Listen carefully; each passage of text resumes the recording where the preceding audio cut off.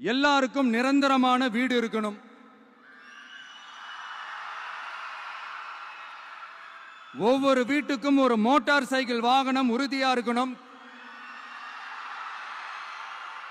காரும் தான் லட்சியம். அதுக்கான வசதி வாய்ப்பை உருவாக்குற அளவுக்கு பொருளாதார வளர்ச்சிக்கு வழியை உண்டாக்கணும். ஒவ்வொரு வீட்டில் இருக்கிற ஒவ்வொருத்தரும் மினிமம் டிகிரி படிச்சிருக்கணும்.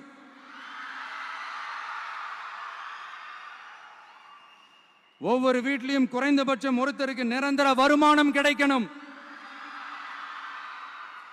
அதுக்கான வேலை வாய்ப்பை உருவாக்கணும். அதுக்கு தகுந்த மாதிரி கல்வியில பாடத்திட்டத்தில் சீர்திருத்தம் செய்யணும். கவர்மெண்ட் ஹாஸ்பிட்டல்ஸுக்கு மக்கள் எல்லாரும் பயம் இல்லாம நம்பி போற மாதிரி மாத்தணும். பருவமழை காலத்தில் ஏற்படுற வெள்ளத்தால ஊரும் சரி மக்களும் சரி